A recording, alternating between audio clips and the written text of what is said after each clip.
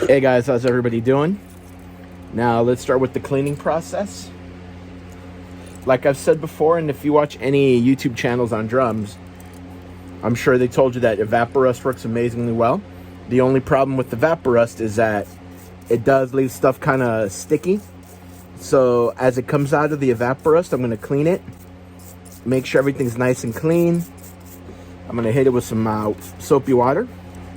That'll remove any of the stickiness. Look at that, getting all that grime off of there. Years and years worth of grime. In order to make sure it's operating again, this used to be facing down as it would. Nice and smooth now. I will put a little bit of the white lithium grease, which once again, if you guys follow anybody's channel, that's pretty much what everybody likes to use. Just put a tiny little dot.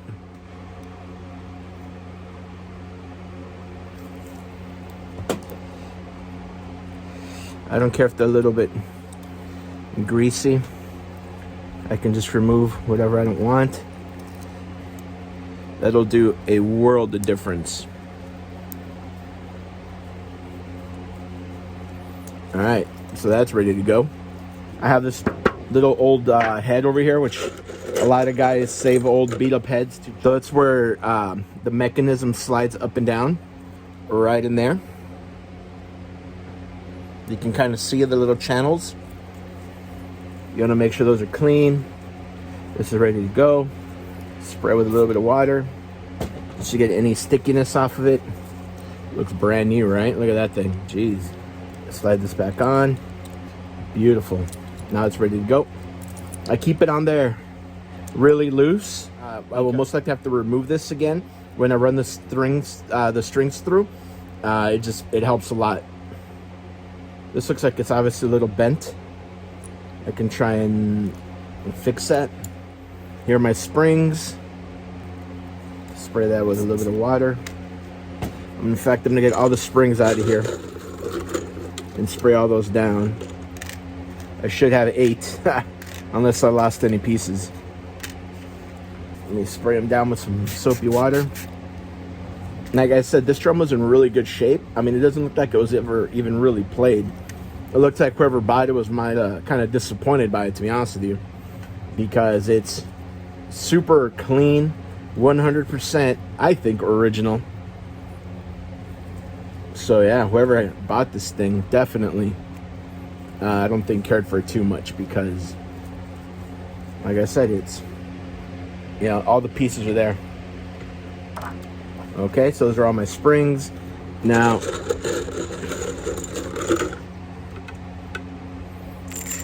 look at those lugs. They look great.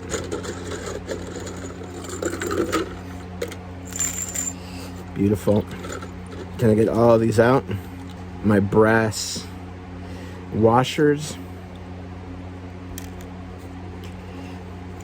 Beautiful. Looks like I got everything. I hope you guys are digging my channel, man.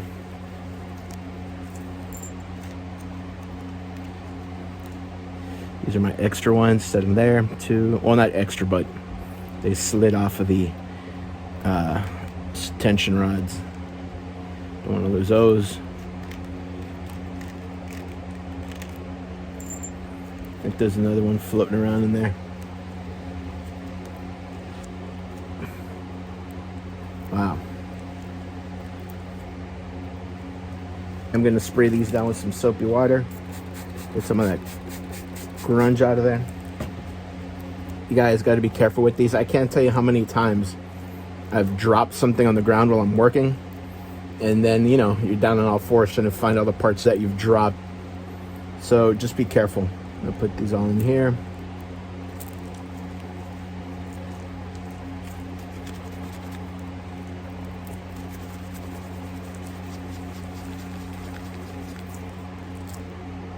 Beautiful. Now there's still a bunch of like old hardened and nasty grease in here, so now I'm gonna run some Q-tips through them just to get any old grease out before I re-grease them like that. You can see that. I don't know, can you guys see that nasty grease in there? Let's get cleaning these. Just run them through right quick. I thread them through, get it out. Bring the other one through it. I've taken old bass drum shells and plugged over 30 holes in them, you know, from people, just from weird stuff, man. People putting on different legs on them, different tom mounts, different cymbal brackets, and, you know, they really had no no care for the old drums back in the day, which is cool, man. It's cool. There were tools, right? Which is what I keep saying. In the end, these are tools, and we have to use them. Now we can start the rebuild process, which doesn't take very long at all. A good habit to get into is when you're rebuilding these lugs, you know, obviously you want to make sure they're quiet. So especially with the springs in them. New ones, you don't have to worry at all because they don't even use springs. They're designed a little bit different. At a later video, I'll show you what the difference between the new casings and the older ones are. Okay, so in order to quiet them down, I use these right here. They're makeup removers. I get them from the Dollar Tree, a big pack of them for $1. And what I do is I trim them.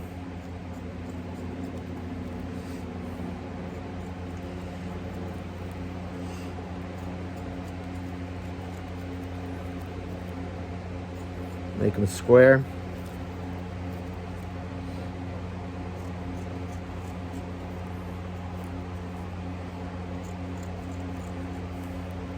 Boom, done. So then what I'll do is I'll put my casing in there. I take that, my swivel nut, I drop it in. If I'm having problems, oh, that one fell right in. I use the screwdriver, and then I will set it on top and then just guide it in. Some are easier than others to do. This one's actually pretty easy. If you're working on a Rogers one, those are much harder to get in. Okay, then I'll put there you go. And then I just set my spring in there. Hopefully not get my glove caught. There you go, it's in. It's gonna be nice and quiet. All right, so we know that one's done. And then we can just do the other ones. I'll be watching some of these channels, and the guys will be using like channel locks or adjustable wrenches to try and remove these screws that are like, you know, 40, 50, 60 years old. And yeah, they get it off, but man, they're marring the hell out of that hardware, beforehand. And obviously that's neither doesn't look good, and it's, you know, it just doesn't look good. It gives it a very like half-ass, tampered look instead of a, you know, clean work. And you know, we all make mistakes. I still make mistakes quite often when I'm putting these things together. It happens. It's okay to make mistakes. That's how we learn. We just got to make sure we learn from them, right, and not keep making them. Oh, this is greased and ready to go. Oh, we said we had to look at maybe bending this thing back right there where it is. So what I'm going to do, this is another really cool tool to have on hand. It's a soft hammer, rubber and hard plastic. This thing's pretty old, man. I've had it for a lot of years. But for jobs like this, where, you know, you're having to bang something back into shape, it works amazingly great. It keeps you from breaking them. And obviously that's the end goal, right? So now we got to figure out how we're going to do this.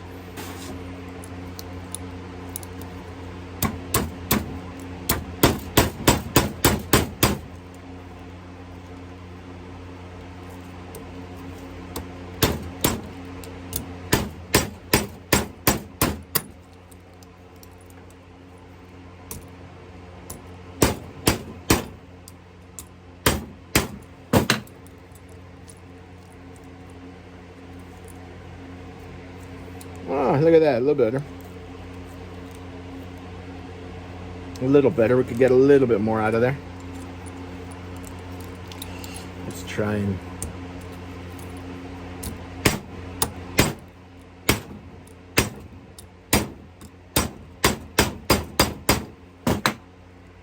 Ah, look at that. Back. And then this looks like it might have been bent forward, so we got to bend this back a little bit.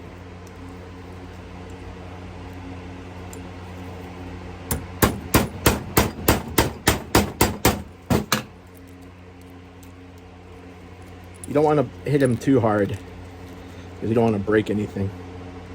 Yeah, I'm cool with that. Look at that. Now we'll just wipe it down. Look, it doesn't mar it, doesn't do anything to it. I love soft hammers. Still a little tweak, but a lot better, right? A whole lot better. Okay, so that's done. Once again, small vise, they work. This one I don't have clamped down. If I am doing anything really heavy on it, then I'll just put some C-clamps on here and then clamp them to the table. And then for anything drum related, it's more than enough. I will be making some wooden jaws for this at a later date. Let's get to the fun part now. Let's put this baby back together. And let's grab our drum shell.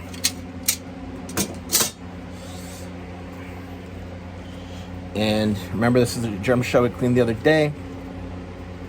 And this thing's in immaculate condition. So I want to make sure I keep it that way.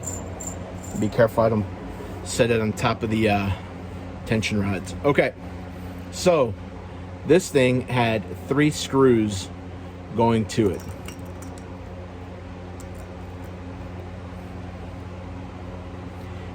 It had 2 small ones and 2 small ones with the small washers and 1 large one in the center. Let's get to it. So for this one, we're gonna need the 1/4 inch and the 5/16 hex nuts drivers. Put the center one first. I like to drop everything inside of the shell area. That way nothing gets lost. So I'm gonna put the first one in there.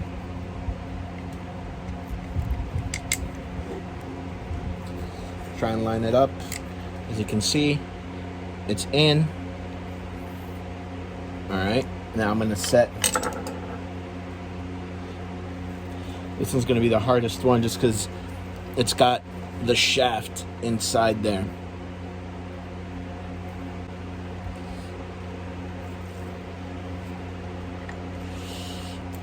Got it? These tiny little lock washers, just try not to lose them. I'm gonna finger tighten them first. Once everything's in, then I'll tighten it. Okay, so that one's in, that one's good. That one's in.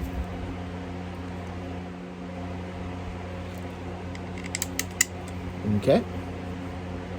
That one's in as well.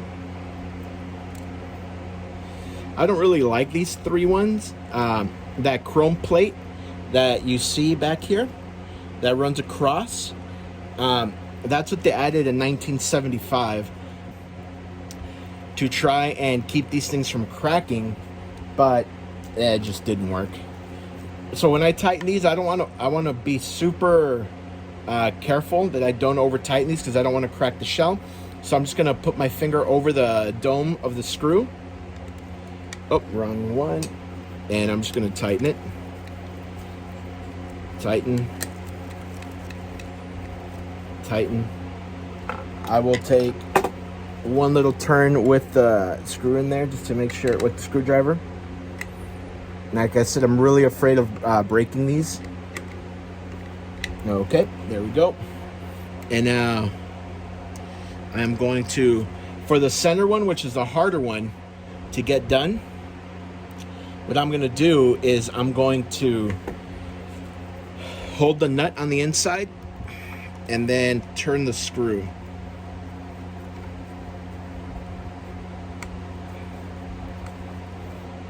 Okay, that's done. All right, that was the hardest thing to do on this drum. Now let's start putting on lugs. I have all my screws over here. 1/4 inch. For these are the hex nuts that I was telling you about. Look how clean they are, man. I've never seen a drum that is this old with such clean ones. We're gonna use a 1/4 inch head, making sure, yep, that's the right one. Like I said, I never, ever, ever, ever use power tools to put these on, because these little shafts there, are super, like, just weak, to be honest with you. They're not the strongest. So you have to be really careful not to over tighten. These are the only drums of the 70s and earlier era that had these gaskets. So put them on and let's get them done.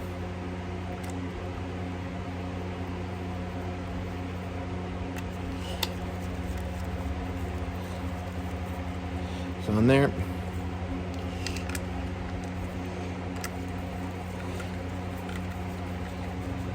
I don't want to over tighten them, so I'm just gonna, there you go. Once they're all in, then I'll give them one good pass. Once again, trying not to over tighten.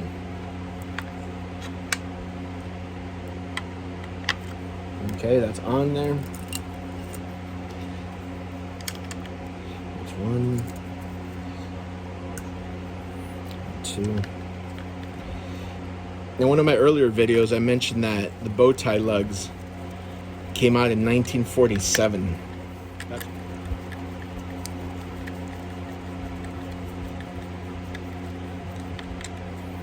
Okay.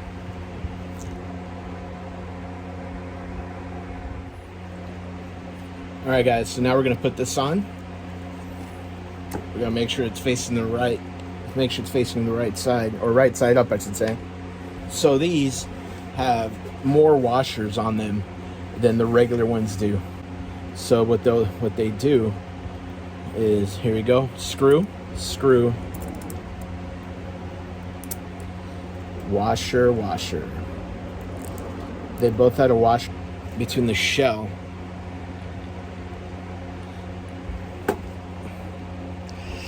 and we get that on there. That's one, that is two. Okay, it's on. I'm using my fingers to hold the screws in place. I'm gonna set the other washer.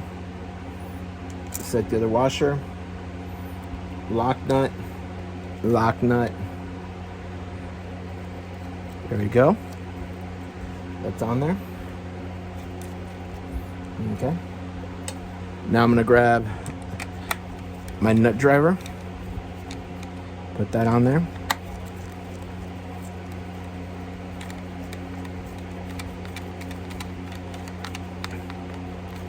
Okay, it's tightened. Once again, I don't want to tighten too much because I don't want to break the plastic, the acrylic. All right, now to put the butt plate on. Butt plate is going to be the same thing. A washer between the butt plate and the acrylic on both sides. Make sure that the little Ludwig sign on this is facing right side up again. All right, Ludwig's facing up. Washers are on. Now to set it. Beautiful. Those are on. Look at that nut.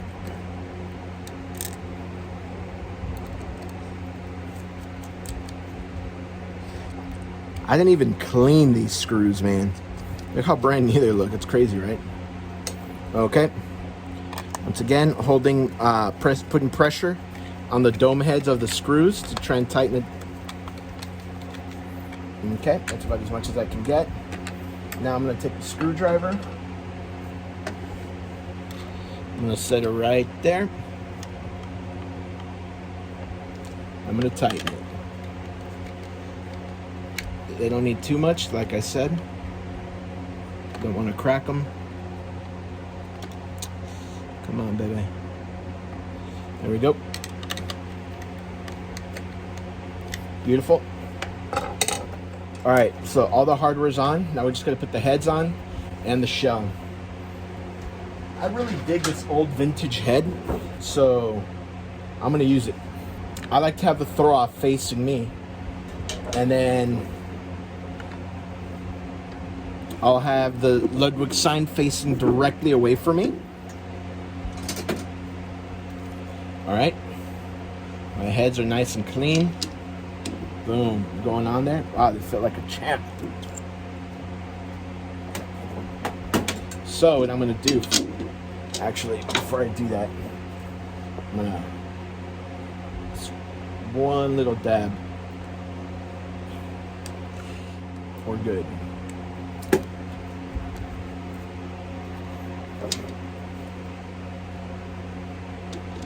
Boom, there we go. Now to put the screws on, there we go. Because once again, I don't want to over tension. I don't want to break anything. And the drill will cause a catastrophic failure for you. Once again, I make sure this is at its weakest, which is 1. So once again, I'm going to push down. Not touching. Push down. Not touching. I do the star pattern when I tune. And then what I'm going to do is I'm going to push down some more. And I'm going to hand tighten it there. Okay. All right, we're good on this side. Obviously, it's not tuned at all. We're just trying to assemble the snare. A little bit of love on these will make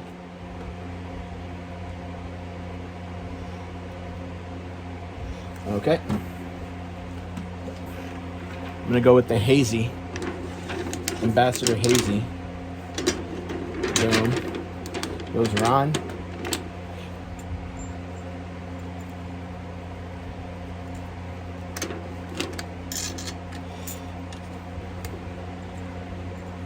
I don't have very good microphones, or I'm not really set up to get good audio out of my house. But once I am, I'll start giving you guys demos of what these things sound like. And make sure we don't go all the way down. Okay. Now that they're all down, make sure it's nice and flat. Okay, how do you guys tune it, man? Send me a comment. Okay, so now this is built. Let me give you one cool little hack for all of you guys that haven't done this before, and all of you ladies who haven't done this before. You take your snare wires, make sure they're nice and even, or as close to even as you can get them. I'm gonna slide it through the snare gates over here. Slide this one through. I always do this side first, just so it can give me a good starting point. Slide these in and tighten them. Okay, so that's in. Now, for the hack of the day, guys, right? Put it through.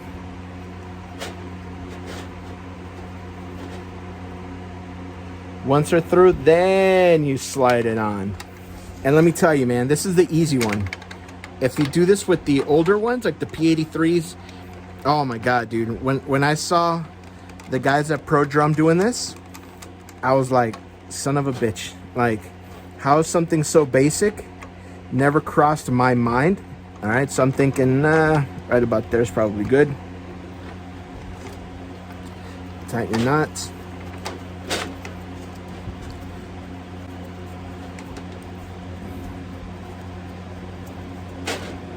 Hopefully this is tight enough. All right, guys, so the drum is done. Like I said, this is just a cleaning, not a real restoration. There you go. Now, I think this looks pretty damn beautiful.